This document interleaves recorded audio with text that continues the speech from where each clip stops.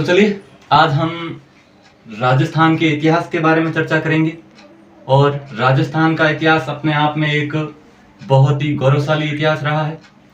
और सबसे पहले हम बात करेंगे सबसे प्राचीन इतिहास की और सबसे बड़े इतिहास की। तो राजस्थान में मेवाड़ का इतिहास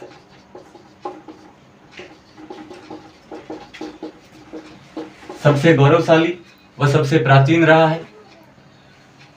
सबसे पहले देखें मेवाड़, तो मेवाड़ का नाम लेते ही अपने दिमाग में कौन सी जगह आती है?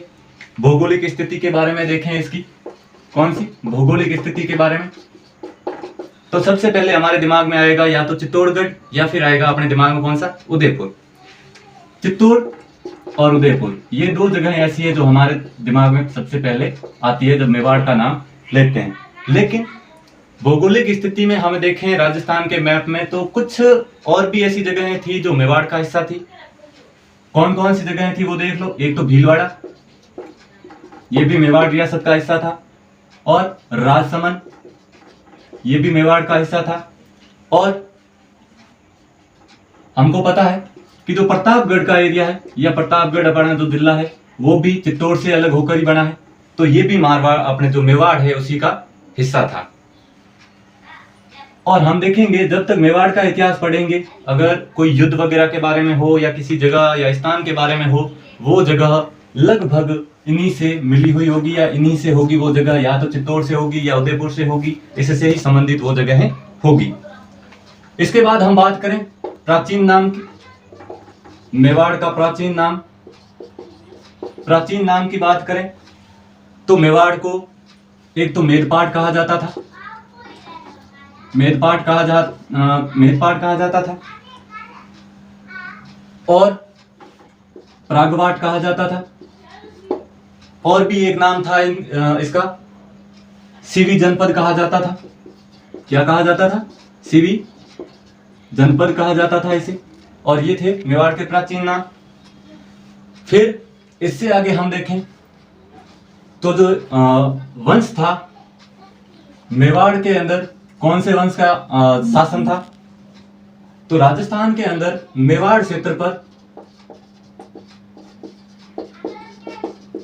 गुहिल वंश का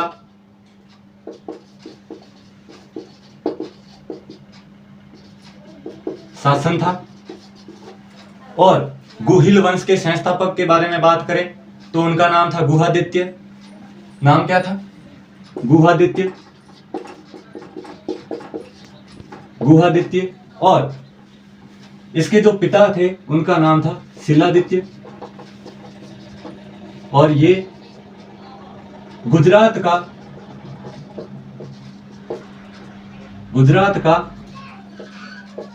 वल्लभी नगर था, वहां के क्या थे? राजा थे। और गुहादित्य की जो माता जी थी उनका नाम था पुष्पावती। एक इनके बारे में भी और इनके नाम के बारे में भी एक प्रचलित कहानी है। या फिर देख लें एक जिनका कोई प्रमाणिक कहानी नहीं है, ऐसे ही संयोगवश एक बार ये अपने राजस्थान में मेवाड़ आई हुई। वल्लभी कहाँ? गुजरात में। मेवाड़ में कोई मंदिर था, वहां पूजा पाठ के लिए आई हुई थी। वहां पर गर्भवती अवस्था में थी ये। और वहां से जब ये अपनी पूजा पाठ करके वापस वल्लभी की तरफ जा रही थी गुजरात, तो बीच में कुछ ब्राह्मण मिले इनको और पुष्पावती से कहा कि आप अब वहां ना जाओ तो ही ठीक है, क्योंकि वल्लभी पर दुश्मनों ने आक्रमण किया और वहां के जो राजा थे शिलादित्य वो मारे गए हैं और जो उनकी रानियां थी वो सती हो गई है। ये सुनकर पुष्पावती ने कहा कि जब मेरे पति मारे गए और जो रानियां थी वो सती हो गई तो मेरे जीने का क्या मतलब है? यानी कि मैं भी क्या होंगी? सती होंगी। तो ब्राह्मणों ने इस वक्त अपन देखते हैं कि जो गर्भवती महिलाएं थी वो सती नहीं हुआ करती थी। जो गर्भवती महिलाएं थी उनको सती नहीं किया जाता था। तो ब्राह्मणों ने इससे ये कहा कि गर्भवती महिलाएं सती नहीं हो सकती। तो ये कुछ वक्त तक वहीं पर रुकी, अपने राजस्थान मेवाड़ के अंदर ही रुकी। और जब इनके बच्चा हुआ तो उस बच्चे को उन ब्राह्मणों को सौंप करके उसके बाद में ये सती हुई।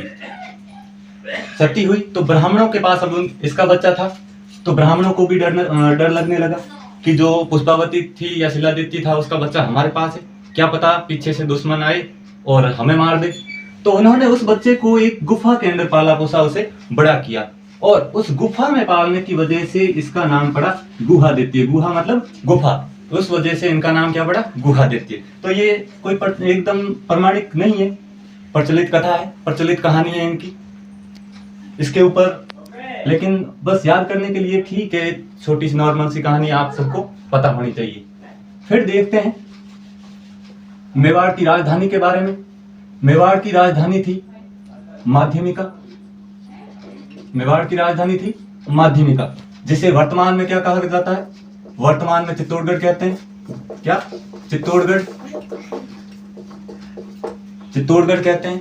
और पहले यहां पर मौर्यों का शासन था। आज के लिए बस इतना ही। हम अगला जो अपना पार्ट कल बनाएंगे उसके अंदर जो भी आगे का मेवाड़ का इतिहास है उसके बारे में चर्चा करेंगे। धन्यवाद।